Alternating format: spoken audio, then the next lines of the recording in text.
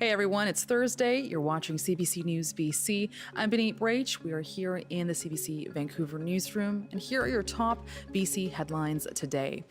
Well, some BC Life Labs locations will be temporarily closed on a rotating basis starting today as workers go on strike. So the BC General Employees Union issued that 72-hour strike notice on Monday after months of unsuccessful negotiations between the union and the company. The union says employees want similar wages to hospital lab workers and would like to see improvements around scheduling and health and safety. The CBC spoke to a couple of people trying to visit one location that was closed. Pay issue is big because it's about half what they get at the hospital, right? So that's important. When you've had cancer and they're following up, you want to make sure that, in the back of your mind, you always think it's going to come back. So it'd be nice to know that you're still okay, and I'm traveling. So, but I guess I'll wait till they dispute it. I like to support, the people that want to try to make a better living in BC. And Life Lab says it will still operate as a designated essential service, but confirmed that some patient service centers will be closed on that rotating basis. It's asking patients to check its website for any updates. And lots of reaction and mixed opinions today on the province's latest changes to the Safer Supply program. So people who rely on prescription opioids must now take them under the supervision of a pharmacist. Now, recently leaked slides from the Health Ministry report into diversion show that some prescription opioids were being trafficked across Canada and internationally. And the province says this latest change is designed to reduce that diversion. But the former executive director for the BC Centre for Disease Control says the change isn't helpful. I think it's basically canceling the Safe Supply program. So we know that in the long term, at least, people are not going to be able to go multiple times a day to be witnessed for these drugs. So basically, it's like closing down the program.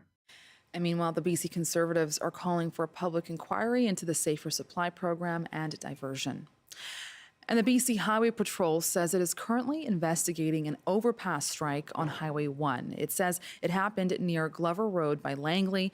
RCMP say the initial investigation shows that a tractor trailer was towing a large vertical load and that it struck both the 264th overpass and the CP rail overpass going westbound. A Highway Patrol says the load is a shipment of preformed concrete and it's associated to a company that is known to police. It says the damage appears to be minimal. Investigators are looking into any height and permitting issues. Highway Patrol says drivers should expect delays. And it's also a big day for hockey. The fierce rivalry between Team Canada and Team USA is back on the ice at the Four Nations Face-Off Tournament Championship game today. Canada will be trying to turn things around after losing to the U.S. last Saturday. Meanwhile, U.S. President Donald Trump said on social media that he'll call Team USA players to spur them on. He also had said that Canada could soon become America's 51st state. The game is being held in Boston with coverage beginning at 4:30 this afternoon, so the excitement builds. And you are watching CBC News BC. I'm Benit Brach. Stay right here. BC Today is up next.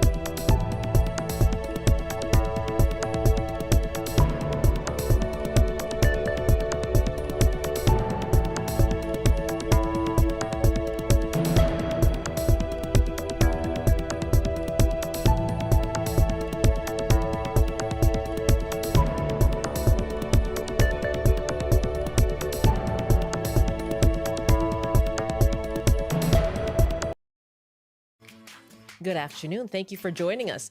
Up first, a hockey game that is carrying the weight of political hostilities. Canada and the U.S. face off at the Four Nations final. What do you think is at stake? What do you think of fans booing national anthems? We'll take your calls on when sports meets politics. After 12:30, big changes are coming to BC's Safer Supply program. What impact will a new requirement to have a pharmacist present when consuming prescription drugs make? Garth Mullins, drug user advocate, will join us after 12:30, and we'll take your calls. I'm Michelle Elliott. Welcome to BC Today.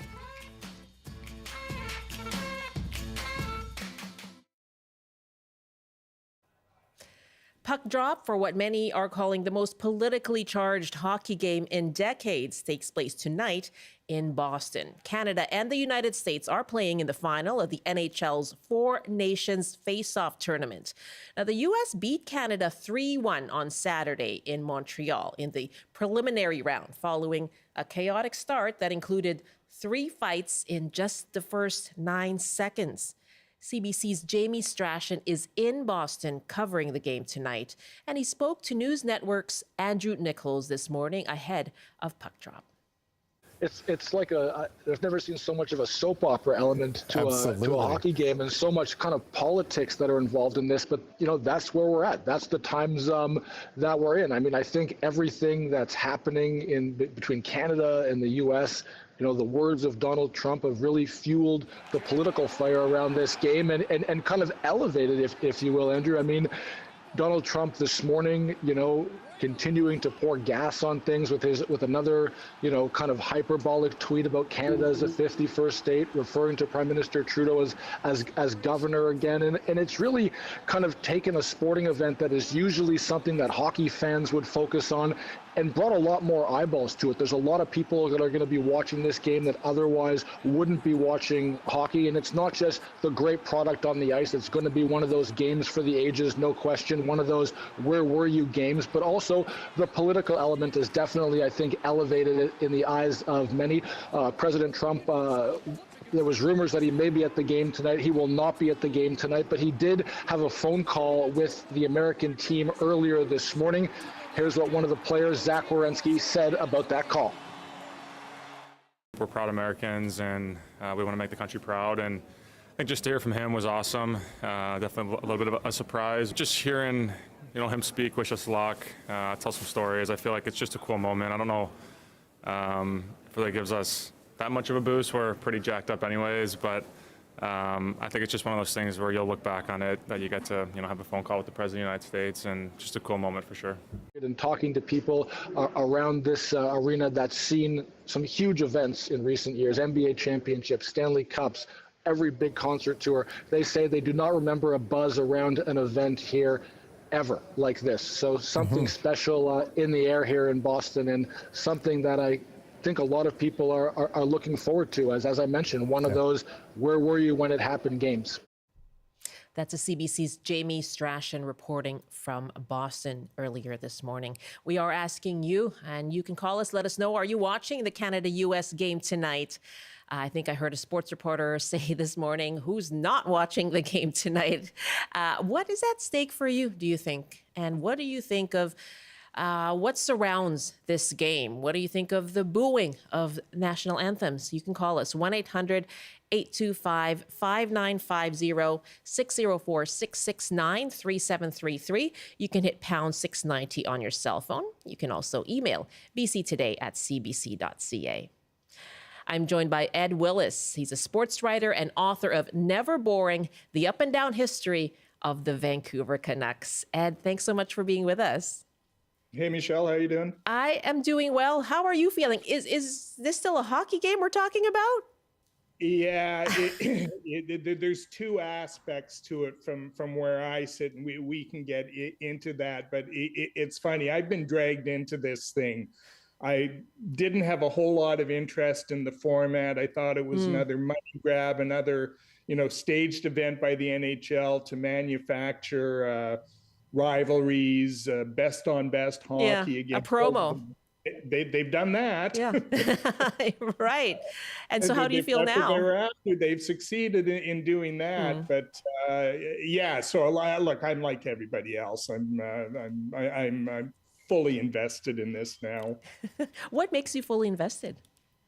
Oh, just everything, right? It's the emotion. It's the yes, it's a sporting event, and I'm still enough of a hockey fan that that's got to draw an appeal. But it's all the stuff around it that is really driving this thing now.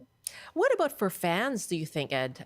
What's driving them, and how they're behaving at these games? You've seen the booing of the national anthems kind of happening intermittently, and of course, things got pretty chaotic last Saturday. Yeah, I mean, did you want to go down that road right now, or do you want to save that one? Go ahead. Like if you're asking me, to judge the fans' behavior, the motivation, all those things, I understand where it came from. Yeah.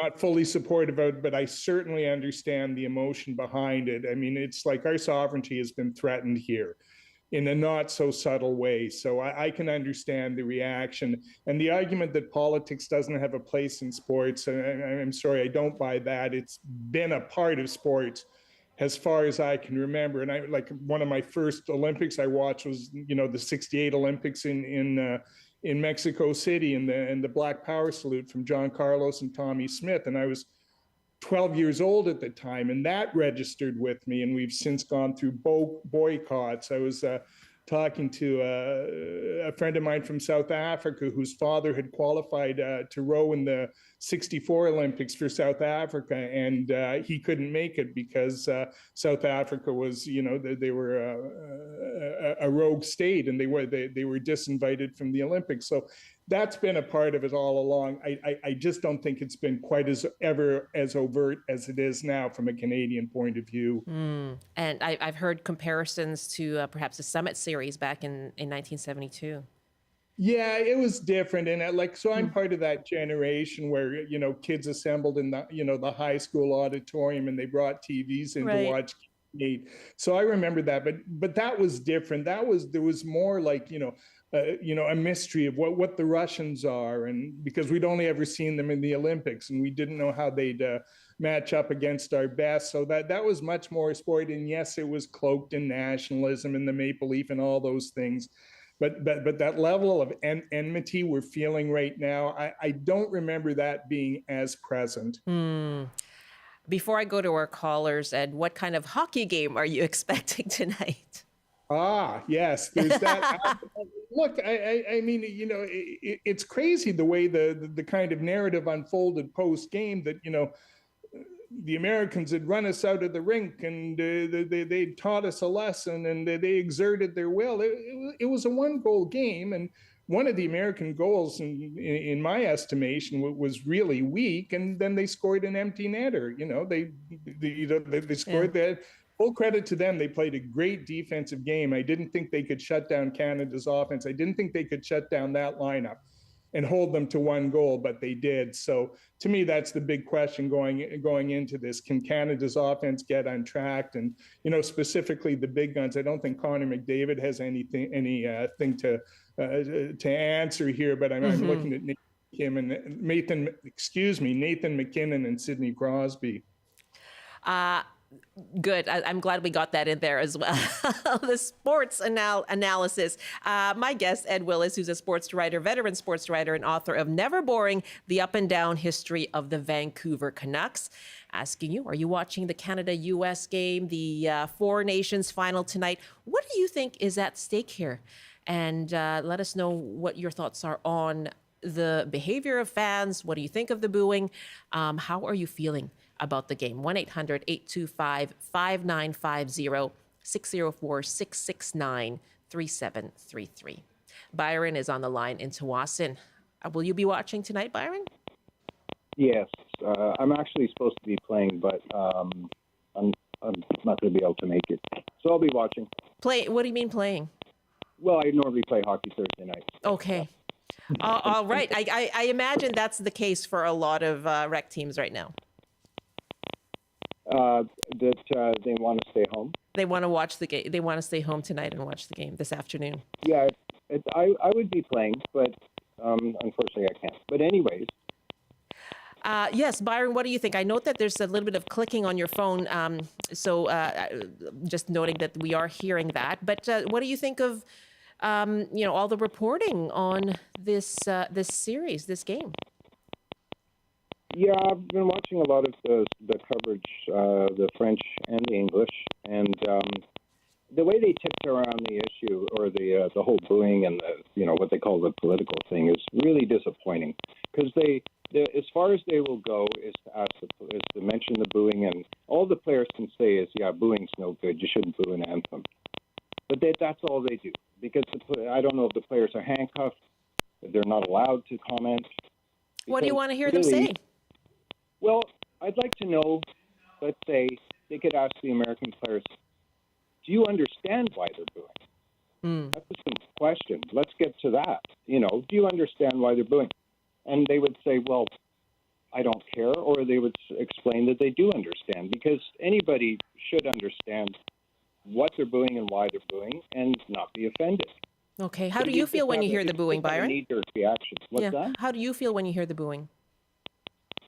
No, I'm all for it. It's, the correct thing to do is to stay seated, but we've forgotten all that kind of decorum. And the proper way is to everybody stay seated during the anthem and not act like a bunch of Lugans. That makes a statement. That's the way you're supposed to do it. Nobody can figure that out anymore. Nobody remembers, these things. So booing's fine, because we have every reason to boo, and everybody should know who we're booing and what we're not booing, and understand that. I noticed when Canada played Finland in Boston, when they started the Canadian anthem, I was curious what the Boston crowd would do. Yeah. There was a couple of intermittent Yahoo boos. Yes. But generally, the crowd did not boo the anthem. So that was interesting. I don't know what. That is interesting. Right? Yeah, you're right. Byron, thank you very much for the call. It's a really interesting point there around kind of dancing around the political aspect and the political sort of cloud that's hanging over this game. What do we expect of players, Ed, in these kinds of situations? Are they just supposed to stick to the game? Yes. I mean, could you imagine if you're a player and you waded in and started throwing those hand grenades around? No. I think they've had, first of all, it's completely predictable the way they've handled it. Hockey players avoid controversy the way Superman avoids kryptonite. So I get that. And I think if you're expecting anything more than that, you're mistaken. I mean, I think the most political anybody got, they asked Matthew Tkachuk what he thought of the booing, and he said, I didn't like it. And that was it. And, that clip got a lot of play. But that's about as political as the response has gotten. Now, maybe Bill Guerin took it, a bit to another level. But again, I think that's a perfect example. If my understanding is right, and I'm sorry, I was traveling yesterday, so I didn't have a chance to sink into the whole thing, that, he made comments that were completely misrepresented on social media and started this firestorm all over again. So it is such, emotions are so raw now, and they're so heightened, and it doesn't take much to send anybody off in either direction on either side. So I think the players are being very smart to play their cards close to the vest. Okay, and because I'm not aware either of that particular firestorm on social media, can you tell us about that a little bit? Okay, I'm sorry, I'm not going to be 100% accurate about this, but Bill Guerin gave an interview on Fox, and he said he had invited Donald Trump to speak to the team, and really that was about the extent of it.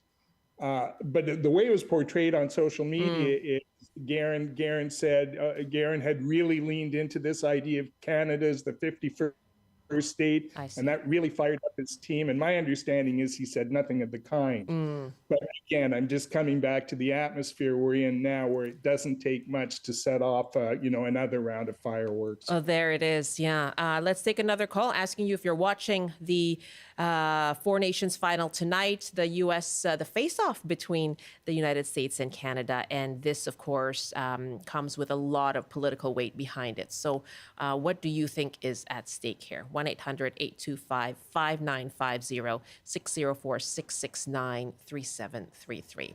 Mohammed is on the line in Victoria. Hi, Mohammed. Hello, hi, thank you, Michelle. Sorry, I've got a bit of a cough. I'm not a fan of booing anthems in general, but given the circumstances with the fascist president that the U.S. has elected and the things that he has said, it is, in my view, acceptable in this particular case. And if Americans do not understand why Canada is booing the anthem, it's not individual Americans, it's the president and the Republican Party who are the culprits in this whole issue. And it's unfathomable to me that Americans do not understand that we are not going to be the 51st state. I mean, the other thing is, in the previous matchup between Canada and the U.S. in this series, one of the things, I didn't see that, so I can't be 100% certain, but 2 seconds in, there's a fight. Yeah. This is premeditated. This is not something that happened because of what was going on the ice. And I think that the players, whoever instigated it, should have been thrown out immediately. Okay, well, we can't... And this is... Yeah. I don't know about intent, of course, but Mohammed, can I ask you, I think that the emotion, this is what we're talking about, right? Just the sheer emotion that fans and Canadians are feeling heading into this game. I've heard that a lot from people who have called into the show, certainly, and it's a common feeling. I wonder, when you're dealing with Americans, how they might feel about politics trickling into a game that they love as well for, a democratically elected president. I certainly understand that they would not be happy about it, but politics has been in every sport, as I think your guest had indicated, or a previous caller. It has been in every sport in some way or another, and winning teams of any major sport, if they're American, they get invited to the White House. So where is there not politics in any sport? So I don't buy that nonsense. And you know what? Especially when it comes to national sports or international, people are very supportive of their teams in general. And that doesn't mean they boo the other team, but this is an exceptional circumstance.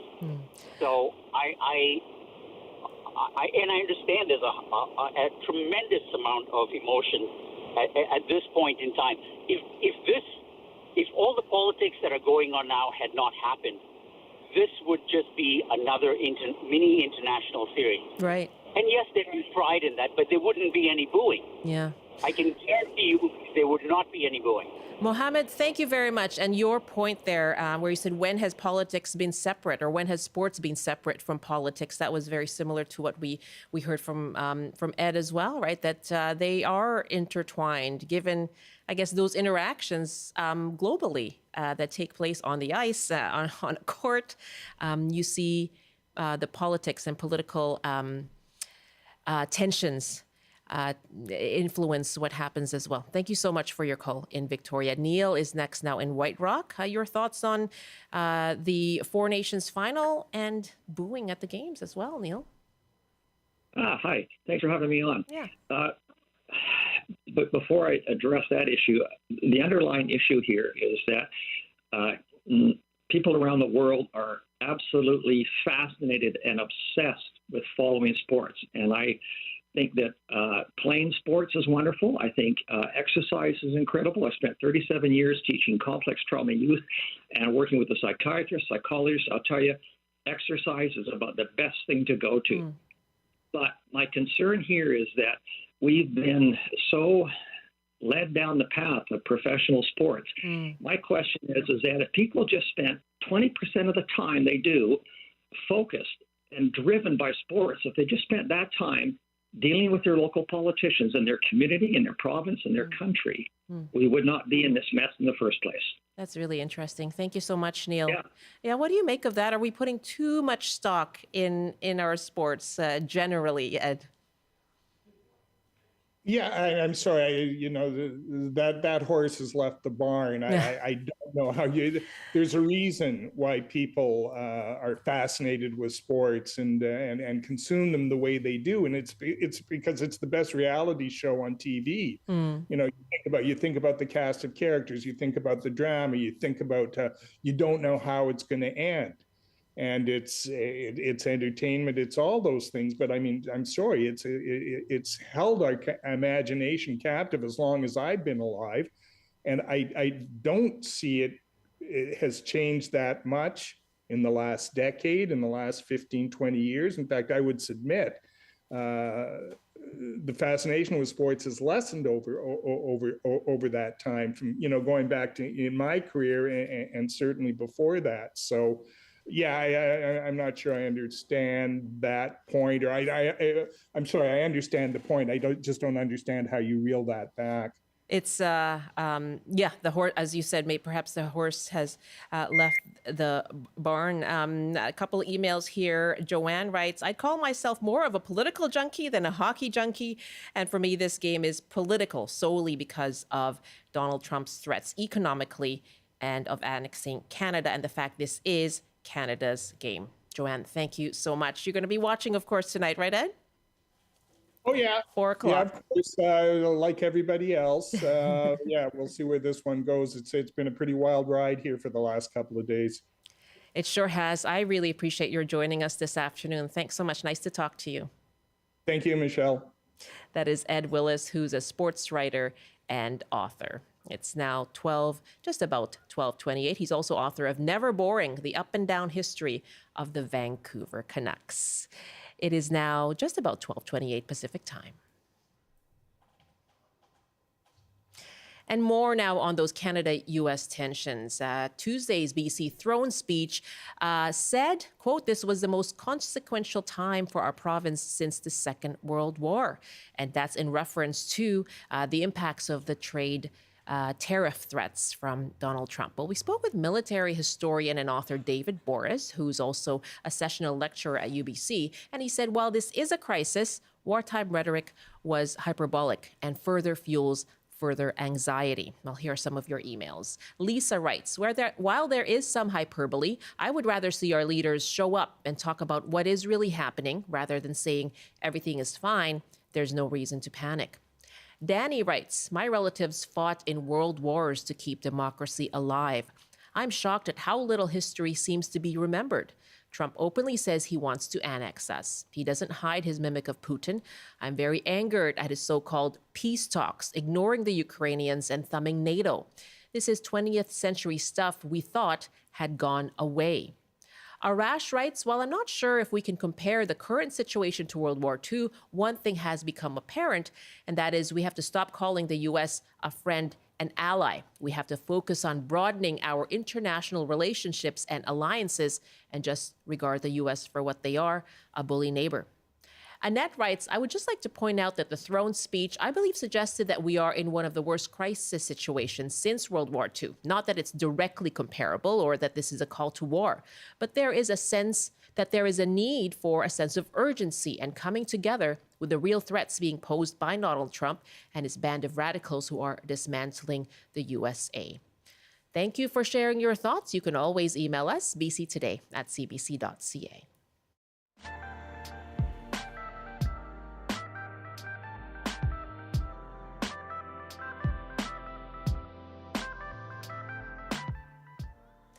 Just about 12:30 now, and you're with BC Today here on CBC. We're on Radio 1, CBC Television, and live streaming as well on the CBC News app, as well as on CBC Gem and on YouTube. I'm Michelle Elliott. Very nice to be with you this afternoon, as perhaps you are getting ready to watch the game this afternoon as well, coming up at 4 o'clock. We are going to talk about BC's Safer Supply Program and some changes, a big change that was announced yesterday by BC's Health Minister, and that is to do with the ability to take those prescription drugs home. That will no longer be the case, and patients will have to use them while supervised by a pharmacist or healthcare worker. We're going to talk about that, get some reaction from drug user advocate Garth Mullins, and we'll ask you, what impact do you think that change will have? That conversation coming up after this CBC News update. And here's Rob Zimmerman. Good afternoon. BC's Forest Minister says the industry is bracing for an announcement from the U.S. Commerce Department on an anti-dumping duty that could double the current levies on U.S. softwood imports. Ravi Parmar says right now there's a duty of 14%, and he expects 14% will be placed on lumber exports today or tomorrow. This comes as U.S. President Trump told reporters yesterday he's thinking about adding a 25% tariff to softwood sometime in April. BC's Indigenous Relations Minister is denouncing an act of racism in Fort St. John where swastikas and profanities were spray painted on a Treaty 8 Tribal Association office. Christine Boyle called the vandalism upsetting and hurtful, adding that Treaty 8 plays a critical role in the province's work to advance reconciliation. And a 5.2 magnitude earthquake woke up some people in Prince George this morning. It struck about 200 kilometers west of the city, just south of Grand Prairie, Alberta. Earthquakes Canada says there are no reports of damage. And now the forecast on the north coast, rain ending this afternoon, then cloudy with a high of 8, highs around 4 with increasing cloudiness in the Peace. In the central interior, including Prince George, snow and rain with a high of 2, highs from 1 to 4, mainly cloudy this afternoon in the West Kootenay, a bit of sunshine in the East Kootenay. In the southern interior, including Kelowna, a mix of sun and cloud with a high of 7. And for Metro Vancouver, Greater Victoria and the Fraser Valley, a chance of showers this afternoon with highs around 9 degrees. That's your CBC News update from Vancouver. Rob, thank you very much. Rob Zimmerman in the CBC Vancouver newsroom. And coming up later this afternoon, of course, your afternoon shows will be on. And in Metro Vancouver, On the Coast is also getting ready for tonight's hockey game. Hi there, Michelle. It's Gloria Makarenko here, and I hope you can join us for On the Coast this afternoon. And as you know, today is the big game. Canada versus USA at the Four Nations face-off. And if the last match was any indication, you can expect some intensity later this afternoon. And we are going to take you to a live location where the game is being aired. So I hope you can tune in for that. Also, the spotted owl in BC is endangered, and it's in trouble too, despite attempts to revive the population. So we're going to get an update on the owl and hear about some opposition to projects that could threaten its survival. I hope you can join us between 3 and 6 for On the Coast. Thank you, Gloria. And yes, puck drop is actually at 5 p.m. Pacific. Okay, that's 5 p.m. Pacific if you are keeping track and planning to watch. Lots of emails on this. Joseph writes, having worked in media and professional sports, it is all about rivalry. It brings people together. It's an awesome economic force. Advertising, sales, merchandise, the hospitality sector, so many industries behind it when it comes to hockey. And Roberta writes, I will watch the game. I'm looking forward to it. If it turns into a political fight, I will turn it off. Should we be booing anthems? No, but people are frustrated. Trump's magic is working as everyone fighting amongst themselves. That's from Roberta in Kamloops. Thanks for sending your emails. bctoday@cbc.ca is our email address.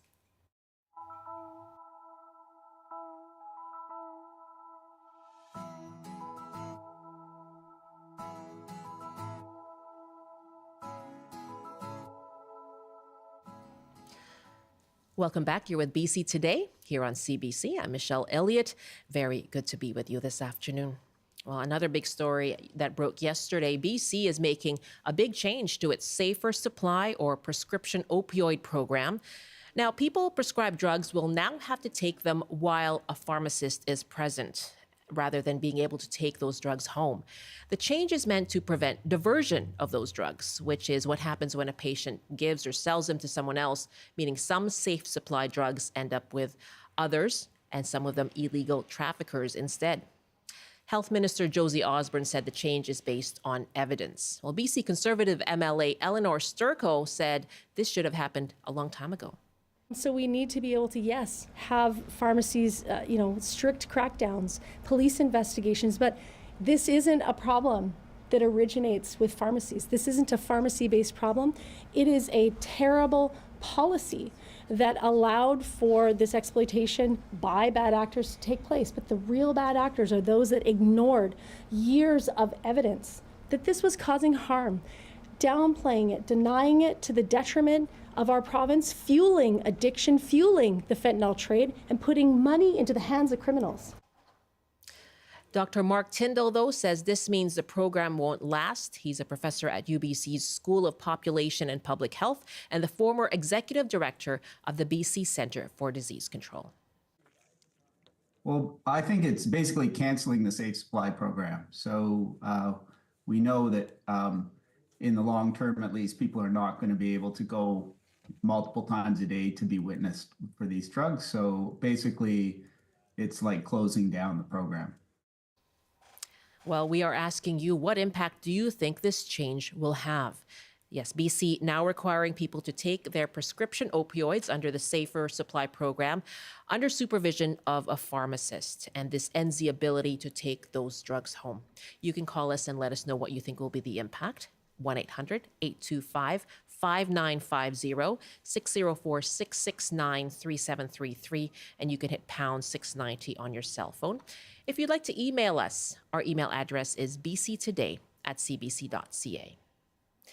I'm joined now by Garth Mullins, a drug user advocate and host of the Crackdown podcast. Good afternoon, Garth. Thanks for joining us. Hey, thank you. How's it going? I am well. How is it going with you? What are your thoughts around this change and the impact it will have? Well, I agree with Mark Tyndall. They are basically killing the program. I'll tell you, I know Dilaudid very well. I've taken it plenty. In fact, I've bought diverted Dilaudid going back, to the 90s. So most Dilaudid in British Columbia is actually not prescribed for addiction. It's prescribed for pain, and most of the diversion happens from, a grandma or whoever, so of course, but drug users always get disproportionately blamed. So I've been buying it forever. I tell you, it's pretty quick acting. It doesn't last long. So you take a Dilaudid pill or a couple, and they'll be done in 4 hours. So if they want us to witness every time we go get a Dilaudid pill, that means you go to the pharmacy every 4 hours. And most pharmacies aren't open 24 hours. But I tell you, that is a discipline that most people cannot adhere to. So it will push many, many people away from the program. And we've already seen the evidence coming in that nobody is dying from hydromorphone safe supply. And in fact, it's saving people. That the amount of chance of overdose is greatly reduced when somebody is on a program like this. Even if it doesn't entirely separate them from the street supply, it does a pretty good job. And the government's just going to throw that all away because instead of listening to us and instead of looking at the evidence, there's world-leading studies done in BC. Instead of looking at that, they are listening to the talking points, the fear-mongering from Trump, Polyev, and Sturko. That's the thing that's affecting them. I am taking some emails as well, and I'm going to read this email to you that we've just received. Our family is devastated and outraged at the change, and this emailer is talking about niece who has a number of issues: an intellectual disability, anxiety, PTSD, and autism. And now, while many pharmacies are excellent and welcoming, she's experienced stigma and racism and shaming at a couple of pharmacies when she comes in. She's made excellent progress in doing incredibly hard work to survive and thrive, and yet the health minister is clearly ambivalent about whether she lives or dies. The pharmacies... this email continues. Some pharmacies are closed on Sundays, holidays, and after 5 p.m. What then? The pharmacies will be completely overwhelmed. Thousands of people will now have to go to already busy pharmacies daily and multiple times per day. Some people live in remote places or don't have vehicles and have multiple barriers to getting to a pharmacy daily. There's a shortage of pharmacists and nurses. So where will these professionals come from? Can you give me a sense of those barriers for people who are on this program? Why requiring being witnessed, requiring a witness creates that barrier for them? Well, first of all, the program is very small. There are 225,000 people in British Columbia who access the illicit street drug market. So that is who are vulnerable to overdose. People who access only hydromorphone are not, and the coroner says that. but only 5,000 of those 225,000 people are able to get prescriptions on this program. So it's already very small. Only a small minority of those people are involved in any kind of diversion, as far as I know. So we are using a sledgehammer at a very incremental kind of problem. But you can see the way it's been rushed, the way it's been publicly thrown out into the media, the way that nobody involved in the industry, nobody involved in drug policy had any idea this was coming, that it was a quickly made political decision to try to address the fear mongering. So the barriers are going to be, people would have to go, I don't know what that would be, 6 times a day if it was every 4 hours to the pharmacy. Pharmacies are closed on Sundays and overnight, so they just won't be able to access the medication. So for people for whom it's working, just too bad for them. They're thrown back onto relying on the street drug supply, and they may overdose and die. You call it fear-mongering by some politicians. The issue is meant to address diversion, or this change is meant to address the issue of diversion. That's been acknowledged by the provincial health officer. There was a leaked report saying that a significant amount was actually didn't end up with people the drugs were intended for, and were being trafficked or whether provincially, nationally, or internationally. Isn't that a concern? Because that means those drugs are not ending up with people who need them. Sure. And are fueling the criminal drug trade. Well, let's just take that apart a little bit. They're not fueling the criminal drug trade. Fentanyl is so much more profitable. Contributing. Than sure, in a very minor way, right? But still, diversion. Why are we worried about it now? Diversion has been happening for decades. Diversion there has been a place in the downtown east side of Vancouver since the 90s called Pill Corner. It's well known. This is not a new thing. It's new for some conservative politicians, right? So the amount of hydromorphone that's circulating in British Columbia, that's prescribed to British Columbians, is mostly for pain patients, for poor old granny's hip and stuff like that. Only a very small amount, only 5,000 of 80,000 prescriptions go to us, the people who use drugs. Now, when the police sees Dilaudid off the street, they don't know whether it was prescribed for pain or for us. They don't know that. And there's been Dilaudid on the street for 30 or 40 years. So we're seeing a great political fear-mongering, but let's go right to diversion. So let's talk to somebody who has diverted the drugs, a person who has received them. Me, I've used them. I've been on methadone for 20 years. Sometimes I need a little bit of something else. The program wasn't available to me. But we also hear of high school students, right? No. We hear rumors of it. Right? Anecdotes from Eleanor Sturko. That's right. But I will come out and tell you, it is me. It is people like me, drug users who couldn't access this through a prescription, who buy them off of people, and it has protected me from using street drugs. So I am alive and safe because I diverted. And in fact, amongst the friends of mine who I've diverted from, we actually just call it sharing, right? So there is a protective element to what's going on here. But there is no room in this hysterical debate for any kind of nuance or discussion like that. And that's why I call it so Trumpist, because Trump and his MAGA cohorts and his MAGA North cohorts shut down any possibility of an adult debate about drugs, for example. And they just go to the old school drug war, crackdown, let's go get them, lock them up, shut them down approach. And that's what Sturko and the Conservatives want, and that's what David Eby is collapsing to. Garth, I'm just going to take a call here if you don't mind. Garth Mullins is with me. Sure. Yeah, and he's host of the podcast Crackdown, and also a drug user advocate. And we're taking your calls. What impact do you think this change to BC's Safer Supply Program will make? 1-800-825-5950, 604-669-3733. And Heidi is calling us now from Victoria. Hi, Heidi. Welcome to the show. Thank you for taking my call today. We've been listening to this very carefully and watching with grave concern as well, with people getting hysterical, as you say, and I have to agree with that. I just wanted to set the record straight on something, though. When you're talking about diverting the safer supply and having people witnessed at the pharmacies, that has been going on since day one. We have family members who receive Cadian, and they go to the pharmacy every single day to receive their life-saving medication. You know, we have to be talking about this in different terms because hysteria is growing. Oh, our pharmacies are going to be overwhelmed. You know what? The pharmacies are really great. Yes, there's some problems in some pharmacies. There's deep awareness that's still needed. The stigmas are still there. All of that work still needs to be done in some areas, but let's not, paint the big brush over everybody. Many people are participating very successfully in the witness program. So I just wanted to say that, I don't want everybody thinking, there's this big drug trade going on. People are getting these prescriptions, taking them home, and then dealing them out the back door. That is not happening. And Heidi, that's all I wanted to say. Thank you very much for the call. Yeah, and yes, I did hear the Health Minister, Josie Osborne, being interviewed this morning as well. She said there is a small amount of witnessing already taking place that has been taking place with some pharmacists already. It sounds like that's been your experience. Thank you very much for the call, Heidi. We are joined now, actually, we have another caller here on the line as we ask you for what impact you think these changes to BC's Safer Supply Program will have. Shelley is on the line now in Vancouver. Hi, Shelley. Hi.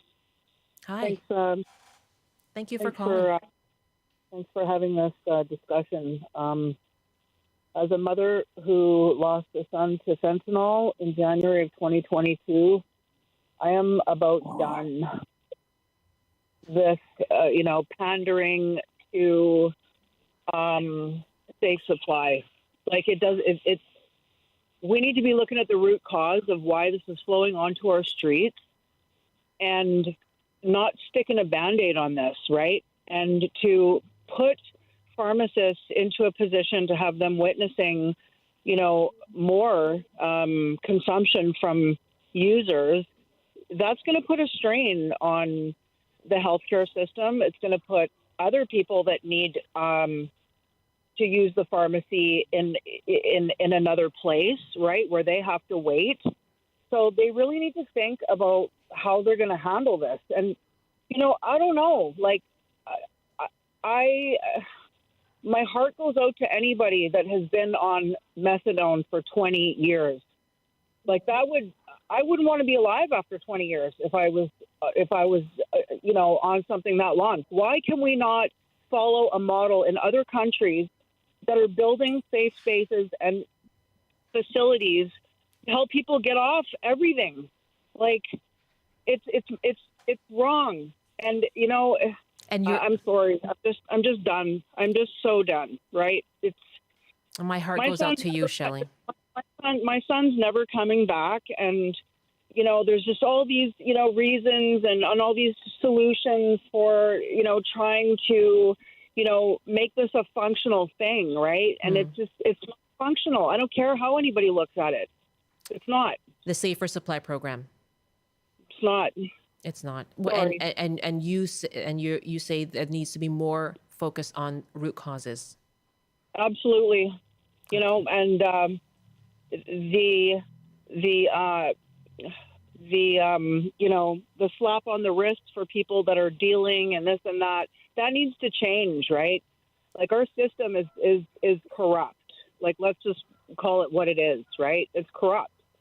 And to not hammer these people that are responsible for, if you got blood on your hands, well, then you got blood on your hands. Let's do something about it.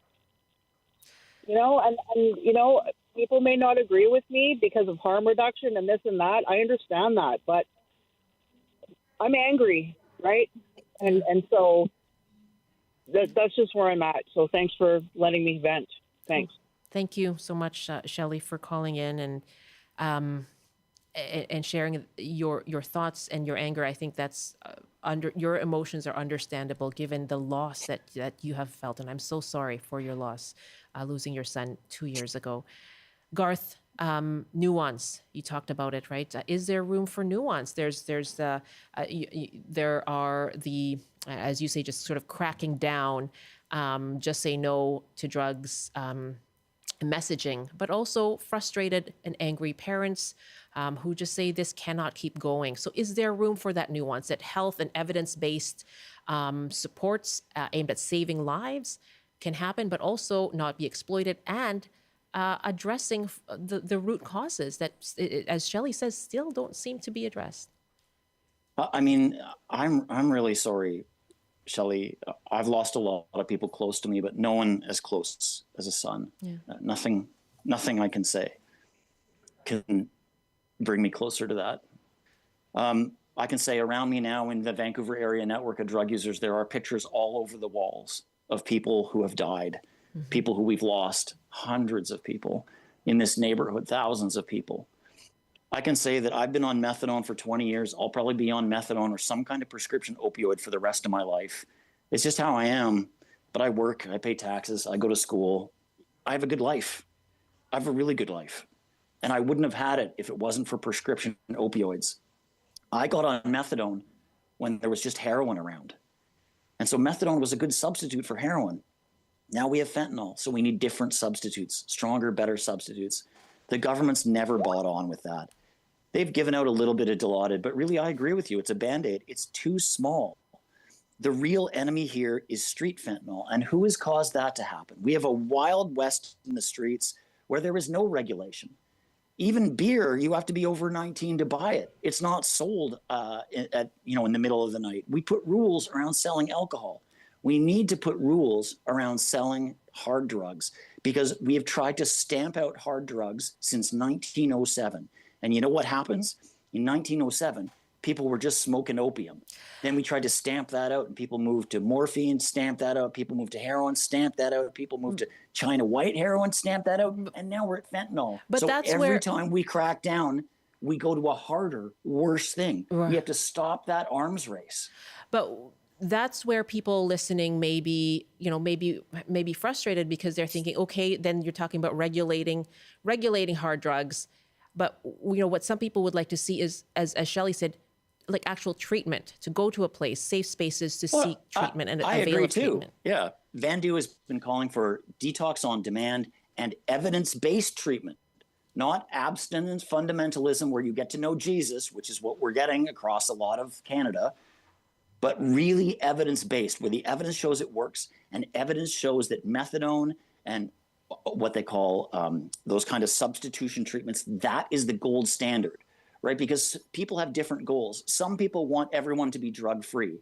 I don't think that's actually going to happen. It won't happen for me. I don't think I'll ever have a day with no opioids, but I'll still have a good life. I can still have a good life. Okay. So why not extend that possibility to everyone? Why not allow people to live? For me, the problem isn't are people on drugs or are they not? The problem for me is are people breathing or are they not?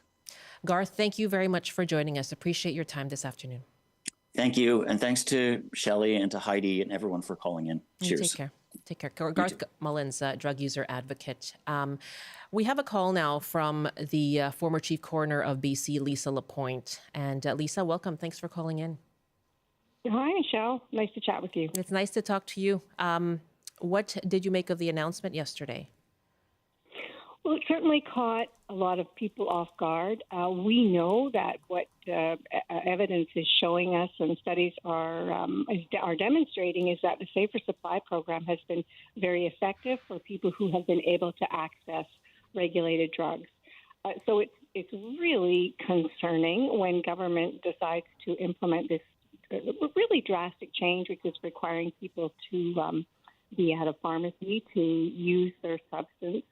And it apparently is in reaction to what they say is evidence of widespread diversion and the harms associated, without releasing any of the evidence to support that.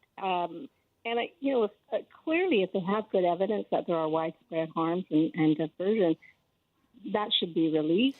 But what we, in fact, have seen is that the deaths are going down in our province, particularly among youth. Opioid disorder diagnosis rates are going down in our province. So, while I certainly understand that there are concerns about diversion, I think we also have to be looking at what are the harms that we've seen. They're saying that organized crime has been selling diverted medication. organized crime will sell regardless. So take the diverted medication. If it has been, if organized crime has been selling it, it just means they sell their own product. It doesn't mean that organized crime won't profit. So do you think this is the end of the program then?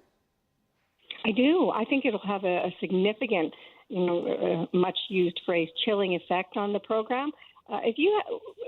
People have a very small view, I think, of who in our province uses drugs. People across the province use drugs. Some of them are people who work, they have children, they go to school. How can they go to a pharmacy for their witness, to use their drugs in a witness fashion? Okay. How can pharmacists cope with that? Well, what do you you say there's no evidence, but there was a leaked memo of a presentation that was made by Ministry of Health staff to public safety officials that there is what they called significant diversion of safer supply drugs being trafficked. Is that not a problem? Does it not show that there are loopholes in this program that need to be addressed? I don't place a lot of credence on a leaked memo. I would really But it's been like acknowledged that this was made. This presentation was made, right? Sure, but as you know, when you're evaluating a study, there's a whole bunch of things you want to look at before you determine whether or not that study is valid. What were their definitions that they were using? Is there any bias in the study? How was the information analyzed? Was this a study or was this random observations by a number of police officers in the province? I just have so many questions about that. And if you're going to make a significant change in a program that we know has been effective, evidence shows that it's effective, then I think the government should be sharing the report or the study that they based this dramatic change on. That should be defensible. Lisa Lapointe, appreciate your calling in. Thank you so much for weighing in on this. Certainly something you've looked at for a long time. Thank you. Take care. Take care. Lisa Lapointe is BC's former chief coroner, and she called us from Victoria. We have another email here as well from Elizabeth. What about cancer patients on opiates who cannot physically get to a pharmacy for supervision of the drug ingestion? Thank you. BC Today at cbc.ca, and of course, much more coverage of the changes to safer supply in BC coming up.